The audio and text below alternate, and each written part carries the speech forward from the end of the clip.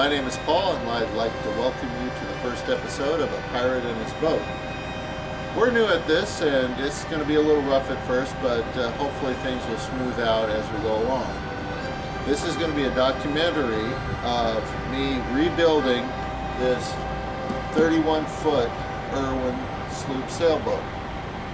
This sailboat was purchased on eBay for about $1,400, and I will be spending the next 5 to 6 months rebuilding it completely from scratch. Now, normally when somebody will buy an old boat like this, they'll just pay a bunch of contractors to do the work. However, I'm going to be putting a lot of sweat equity in this and doing most of the work myself.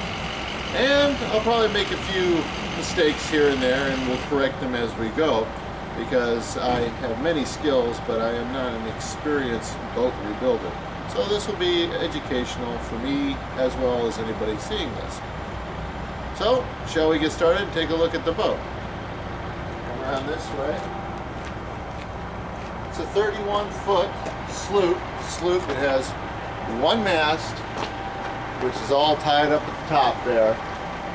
So one main mast, one main sail, and then you got a roller furling that'll come off the front. Now this hull is from the 1960s. It's got good points and bad points. Its best point is the fact that it was built in the 1960s, back when they made hulls about, you know, 1.5 to 3 inches thick. So this is a very solid fiberglass hull. The bad point is I'm going to have to do a lot of reworking. Full keel with the drop board, which is underneath there. The rudder is part of the keel, and as you can see, when we pulled it out, we had them scrape a lot of the barnacles off, but I still got a lot of barnacles to go ahead and scrape off. I'm going to have to clean off. This crop's probably going to go away, but we're going to have to clean that off as well. But before we do any work on this hull, we have to make sure that it's dry. It takes several days to dry out. So you're going to see me putting some plastic on here that's sealed up in various spots, and when there is no condensation under the plastic, that means it's dried out. When you come out this way, around this way, you'll notice that it is held up. It's got keel blocks under the keel, which the boat is resting on, many tons of it, and we got jack stands that go all the way around, actually to improve stability. Well, enough of talking about the boat. Let's get started. Okay, before we get much farther on this project, I want to cover a very important subject, and that is safety. Whenever you try to do any type of project, whether it's a small one or a large one, you must use the proper safety gear and use the proper equipment. So we're going to briefly go over this one time so you can understand how important it is. First thing we're going to go over is power tools. Now this is a rechargeable reciprocating saw, or a sawzall. It has a power pack that's in there.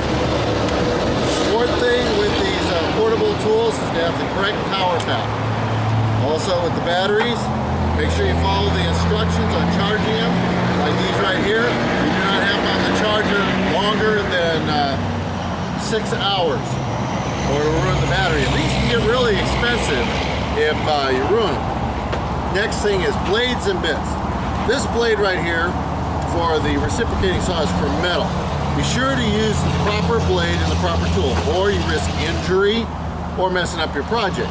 Say if we had a wood blade and I tried to use it on metal, it would skip all over the place and it would ruin the piece. So always use the proper blade. Make sure you read the instructions on the tool. Use all safety features. Same with this one. Make sure that you use the proper blades. Okay. Next thing we'll talk about is ladders. This ladder right here is a multi-fold industrial ladder. It can carry up to 300 pounds, and it can go into many different positions, double wall. This is a very strong ladder, that's why I'm using it. Be careful if you're going to be doing a lot of work that you get the proper ladder for the job. You don't want to end up getting a ladder that is not sufficient, and then you end up taking a fall, which would be very bad, or having it fold up on you. So be sure to get the right kind of ladder. We got a multi-fold ladder here. And we might be getting another one later, I'm not sure. Another thing to remember with all power tools, even ones that don't have cutting bits, is to make sure that you have the safety on and you take the battery out so you don't accidentally turn it on while you're putting it away or setting it somewhere. So either put the safety on or take the power off or unplug it when it's not in use. Now safety also goes with hand tools. Here's a couple of them. Now everybody knows when you're using a chisel, you should be safe because it's sharp. But here's a scraper and you might think the same thing. This will hurt you just as bad as this one will. Also keep your tools fairly clean and keep them sharp. Dull cutting tools can cause injuries. They're trying to force things. Also be very careful with all types of cutting tools. Now here's your basic safety gear right here. Now the first one is for eye protection. Got two types. Your safety glasses, safety goggles.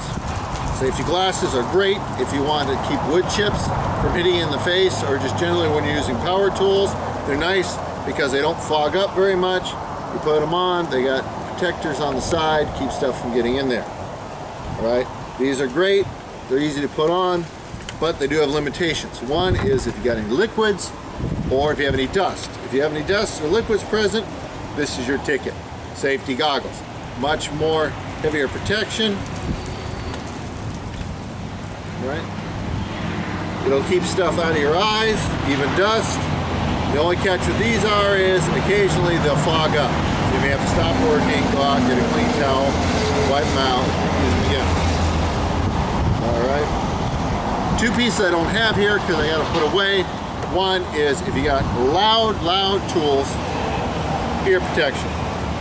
Little spongy ear things, that'll save your hearing. If the tools aren't that loud, then not so much a problem, but better safe than sorry. Another one is filter mask. If you're doing any sanding or anything where there's stuff flying up, you might want to have a mask on. The one I have that I have at the job site is rated up to fiberglass because we're going to be doing fiberglass work.